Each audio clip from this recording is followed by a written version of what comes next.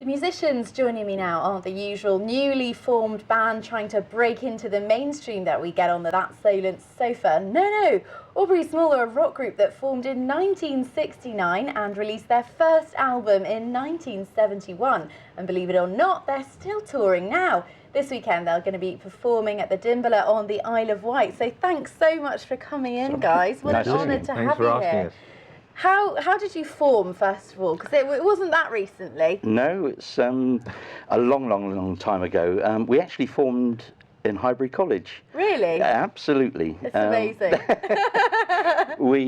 David and I were on one course. It was an architectural technician's course, and Alan was doing O-levels or something like that. Something like that. And we formed a musical appreciation society. Okay. Because we rumbled the fact that if you formed a society with 10 people, you qualified for a grant. So we qualified for the grant, and we bought our first bit of equipment with it. Oh, well, that's so good of you. That's how we started our band. Your first bit of equipment wasn't a minibar then? No. In hindsight, it should be. It was bona fide equipment. So, and how did you so there were 10 people? There were 10 people. We had to then sort of divide that into two groups. So we had a main group, which was us, because we had the idea, and then there was a B group, and they still resent us for that. Alan still plays with one of the guys from the B group, and he has stopped talking about it. Only just. This was in about 63, 64? Something like that. And then that band was not called Aubrey Small, that was another name of a band, and then we formed Aubrey Small and made the record in 69, 70. That's quite common, isn't it, with bands to form under one name and then decide that's not cool anymore and then form under something else. Yeah. And tell me a bit about the music that you made then, and do you still play exactly what you were making then now? Yeah, I mean, the first band, we played cover music, but in Aubrey Small, it was all our own songs that we performed. And when we go on stage now, we still, we revisit the songs, play those, but we've also written lots of new ones.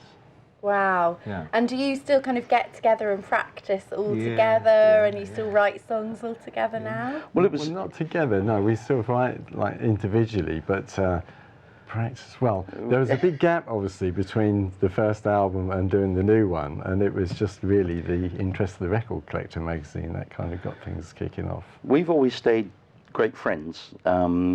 And when Aubrey Small packed up the first time round, we still remain good friends, since our college days. And then there was a very strange situation. A couple of years ago, I had a phone call from a musician acquaintance, and he said, I've got some tapes, some reel-to-reel tapes, which I'm just about to take down to the tip. And he said they were the possessions of our old drummer who died in '99. And so I said, no, we'll take them. And when we took them on board, they had a whole load of old BBC broadcasts and all sorts of original songs that we wrote back in the 70s. And a copy of our master tape of our album. So we then set about remastering the album, and one thing led to another, and we've also done some of these songs from way back then, and some new ones. So that's and we've got a little clip of you guys performing. That song you're going to perform was written on one of those tapes. Amazing. Yeah. Great. Can we play that then, please, director in my ear?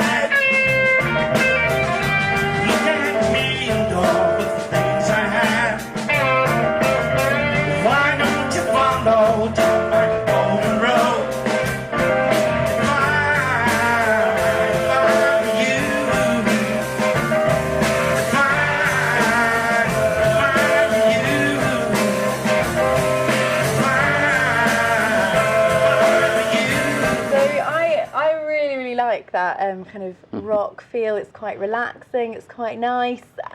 How did you kind of start and decide that that was going to be your genre and that was going to be what you would be playing?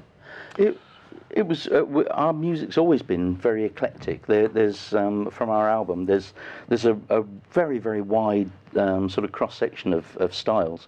As Alan said, because we wrote individually and then brought the songs to the band, so you get different influences, you know.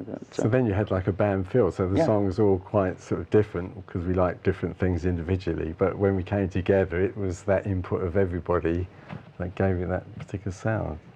And you say that kind of you still play songs that you wrote way back then, and you also play new ones. How does it feel when you're playing a song that you might have written, you know, age 20 or 30 maybe, and now obviously you're more mature, you know so much, you know, you're so much wiser and have more experience at the University of Life. Does it ever feel strange or kind of? Well, I think as far as writing the song, when we play them live, I think about the reason I wrote it and how I felt at the time, if I wrote a song about a certain person, and then it kind of takes you back a bit. Nostalgic, really. Yeah, we try to make it different, you know, sort of add bits and change it and vary it. It's very strange also revisiting them because we had to relearn songs that we wrote 40 years ago, and besides the obvious sort of trying to remember anything, it as Alan said, it's really good because it does take you right back, and it's like that gap was never away, you know. And you're playing at the Dimbler on the Isle of Wight on Saturday. What can people expect there?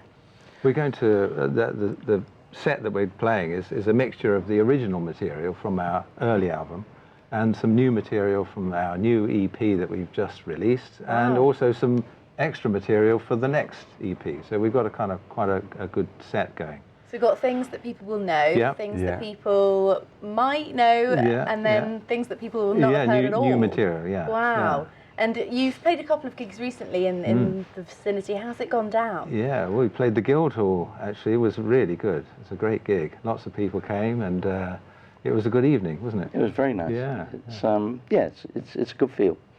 And have you got anything else planned for the future, or are you kind of going to take it a bit easy? What's going to go on? Well, we've got the second CD to do, haven't we? So, because really it's like 2 EPs to make up one whole album, so that's the next project. We were planning an album, but it was taking a long time. And at our age, you don't plan too far ahead in the future. So,